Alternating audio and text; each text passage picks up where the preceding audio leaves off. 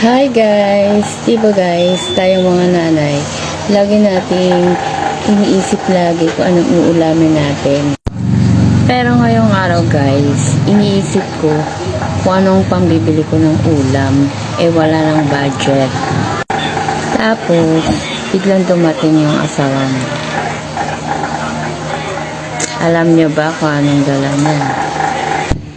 Ayan guys, may dala siyang 4 na pirasong malalaking tilapia.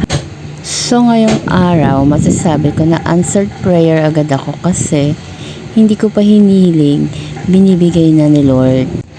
Ayan guys, nakakatuwa lang kasi minsan hindi pa natin hinihiling, binibigay niya na. Ibig sabihin, alam niya na lahat ng mga pangangailangan natin sa buhay. Sa ngayon guys, iniisip ko kung anong gagawin ko sa kanilang 4. Piprituhin ko ba o sasabawan? Sabi nga ng asawa ko guys, ito daw ay nabingwit niya sa kanilang pinagtatrabahuan. Alam niyo ba guys, itong tilapia na ito ay paborito naming lahat. Magmula sa aming mag-asawa hanggang sa mga anak namin. Paborito namin to, lalo na pag piniprito. Pagkatapos, meron kaming gagawing sausawa na toyo na may suka. Tapos sa aming dalawa, naglalagay kami ng sili para may konting anghang.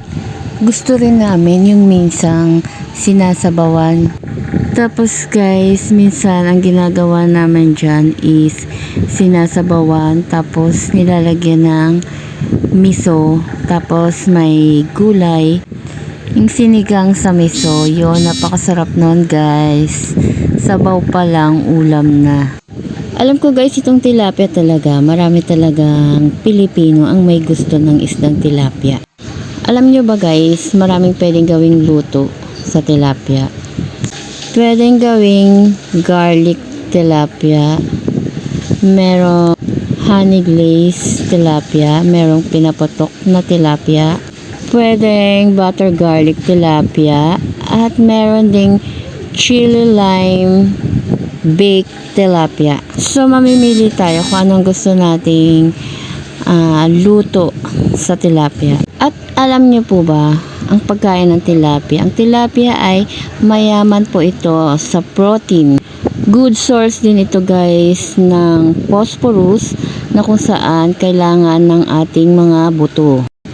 Kaya pala guys, talaga namang napaka nutritious pala nitong tilapia. So guys, yan muna kayo at maya maya lang ay isasalang ko na tong tilapia.